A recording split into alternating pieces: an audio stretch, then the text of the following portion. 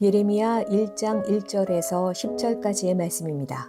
베냐민 땅 아나돗의 제사장들 중 hil기야의 아들 예레미야의 말이라. 아몬의 아들 유다 왕 요시야가 다스린 지 13년에 여호와의 말씀이 예레미야에게 임하였고, 요시야의 아들 유다의 왕 여호야김 시대부터 요시야의 아들 유다의 왕 시드기야의 11년 말까지 곧 5월에 예루살렘이 사로잡혀 가기까지 임하니라. 여호와의 말씀이 내게 임하니라. 이르시되 내가 너를 모태에 짓기 전에 너를 알았고, 내가 배에서 나오기 전에 너를 성별하였고, 너를 여러 나라의 선지자로 세우노라 하시기로, 내가 이르되 스푸드소이다 주 여호와여 보소서, 나는 아이라 말할 줄을 알지 못하나이다 하니, 여호와께서 내게 이르시되 너는 아이라 말하지 말고 내가 너를 누구에게 보내든지 너는 가며 내가 내게 무엇을 명령하든지 너는 말할지니라. 너는 그들 때문에 두려워하지 말라. 내가 너와 함께하여 너를 구원하리라. 나 여호와의 말이니라 하시고, 여호와께서 그의 손을 내밀어 내 입에 대시며, 여호와께서 내게 이르시되 보라, 내가 내 말을 내 입에 두었노라. 보라, 내가 오늘 너를 여러 나라와 여러 왕국 위에 세워 내가 그것들을 뽑고 파괴하며 파멸하고 넘어뜨리며 건설하고 심게 하였느니라 하시니라. 요즘 주 6일 달리기를 하고 있습니다. 어쩌다 마라톤 풀코스를 신청하고 준비하고 있는데요. 달리기를 할 때마다 시작점, 출발선에 서면 여러 생각이 듭니다. 더 잘 뛰기를, 더 오래 뛰기를, 더 빠른 속도로 뛰기를 기대하는 마음도 있고, 조금 가다 힘들면 어떡하나, 잘할 수 있을까 하는 걱정을 하기도 합니다. 걱정과 기대가 오갑니다. 우리는 오늘부터 예레미야라는 성경 앞에 섭니다. 새로운 책을 대하는 시작점에서 이번에는 좀 더 풍성한 은혜를 누리자는 기대와 함께 멈추지 않고 잘해야 할 텐데 라는 근심의 마음도 있을 것입니다. 여러분들의 기대하는 대로 예레미야를 묵상할 때마다 풍성한 은혜를 누리시길 바랍니다. 그러나 시작하다가 멈추어도 너무 낙심하지 마십시오. 다시 출발선 앞에 서면 되니까요. 예레미야서는 하나님께서 예레미야라는 선지자, 예언자를 통해 이스라엘에게 말씀하시는 하나님의 마음을 전달하는 내용입니다. 우리는 예레미야가 살았던 시대를 생각해 볼 필요가 있는데요. 그 시대가 어떤 시대였는지를 알면 하나님께서 그 시대를 사는 사람들에게 어떤 말씀, 어떤 마음을 전달하기를 원하셨는지를 더 잘 이해하게 됩니다. 우리는 성경에 나오는 이스라엘의 역사를 조금 알 필요가 있죠. 이스라엘의 왕은 사울을 시작으로 다윗과 솔로몬으로 이어집니다. 그러나 솔로몬 이후 이스라엘은 북이스라엘과 남유다로 나누어지고, 북이스라엘은 주전 722년 아수르에 의해 멸망하게 되고요. 남유다는 그 이후 주전 586년에 바빌론에 의해 멸망하게 됩니다.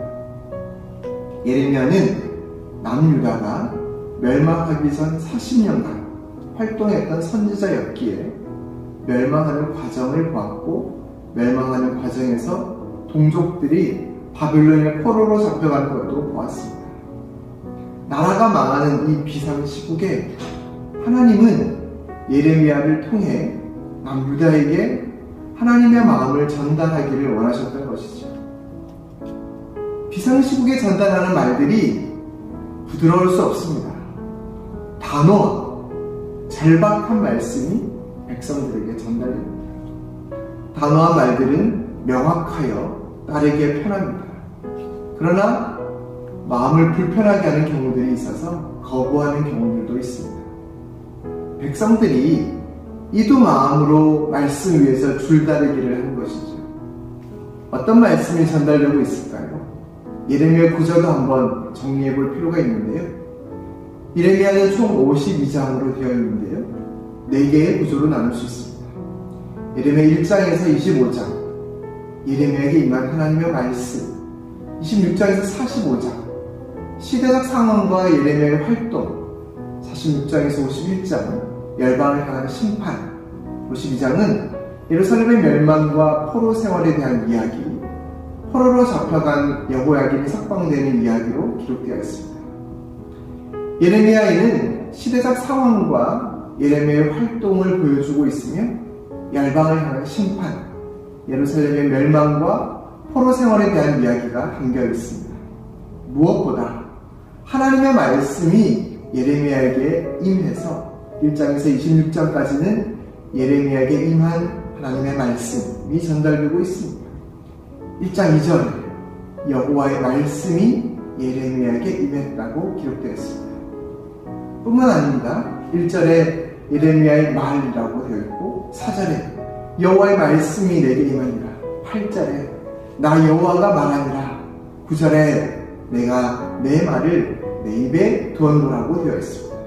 하나님께서는 말씀하시는 하나님이십니다. 유다의 어리석음을 보고 침묵하지 않으십니다. 유다의 죄악을 그냥 넘어가지 않으십니다. 간절함으로, 단호함으로 유다에게 말씀하십니다. 누구를 통해 말씀하십니까? 하나님의 사람 예레미야를 통해 말씀하십니다.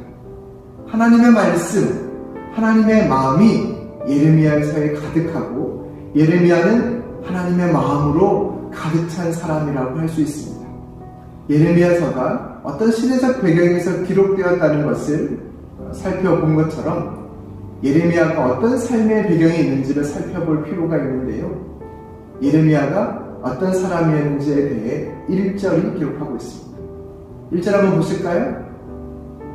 베냐민 땅 아나돗의 제사장들 중 힐기야의 아들 예레미야의 말이라.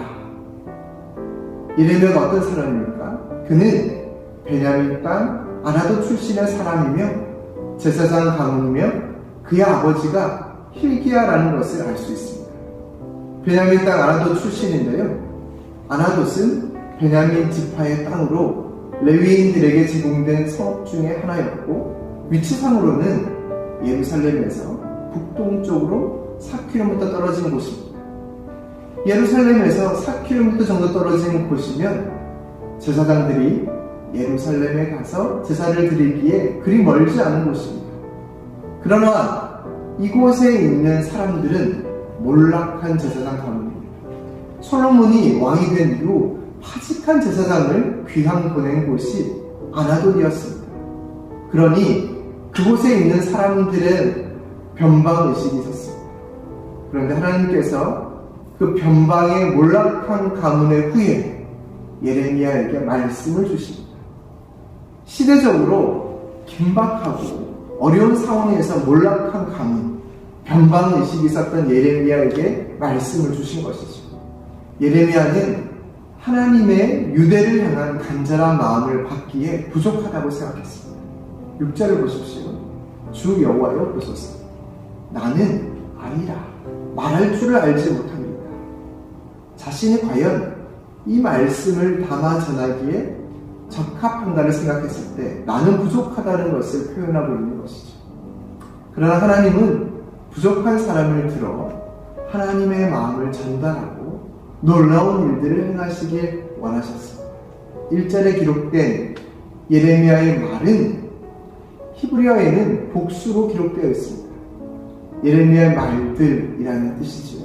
이 말들에 담긴 단수의 단어는 하나님께서 천지를 창조하실 때 기록된 단어와 같은 단어입니다.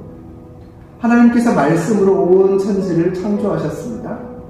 한 말씀으로 무에서 유가 되었습니다. 그 말이 하나의 사건이 되었습니다. 빛이 있으라고 했더니 빛이 있었습니다. 생기가 가득한, 에너지가 가득한 말입니다. 하나님께서는 변방의식으로 나는 아이라고 말하는 몰락한 가문의 사람을 세워 생기 가득한 능력의 말씀을 주십니다. 그 말씀을 온 유다 백성들이 듣게 하십니다. 아버지의 마음을 부족한 한 사람을 통해 전달하시는 것이죠. 예레미야서가 멸망을 앞둔 유다 백성들에게 주신 말씀인데 생각해보면 이 악한 시대에 하나님을 알지 못하여 생명을 떠난 오늘 우리에게 주시는 말씀이기도 합니다. 단호하고 떨리고 절박한 호소의 말씀은 높은 지위나 사회적 명예, 교회의 명망이 있는 자들에게만 주어진 것이 아니라 하나님을 가까이 하는 사람, 하나님을 사랑하는 겸손한 자라면 그가 어떤 연약함이 있다 할지라도 하나님은 그 사람을 통해 창조적이고 생기있고 위대한 말들을 허락하신다는 것을 우리에게 보여주시고 있습니다. 사랑하는 여러분, 하나님께서 나에게도 말씀하시고 나도 하나님께 쓰임받을 수 있음이 기대되지 않으십니까? 매일 기대하며 주의 말씀 앞에 머무르고 그 말씀을 받아 고통과 아픔의 시대를 사는 이웃과 가정, 자녀들에게 가르치고 전하여 생명의 사역에 쓰임받는 믿음의 동역자들이 되시기를 바랍니다. 오늘도 올린 주신 말씀으로 함께 기도합시다. 하나님, 악하고 힘든 이 세대에도 우리와 우리 자녀들에게도 말씀하여 주옵소서. 주님, 우리로 생명을 주시고 새롭게 하시는 그 말씀의 능력을 맛보게 하시고 겸손히 말씀 앞에 서는 믿음의 사람이 되게 하옵소서. 하나님, 우리 올리브가 다음 세대에게 말씀을 가르치고 믿음을 전수할 공간을 허락하옵소서. 다음 주부터 유치부가 예배할 공간이 확정되지 않았습니다. 캄캄하고 답답한 이 상황에 말씀하셔서 생명과 에너지의 역사가 있게 하옵소서.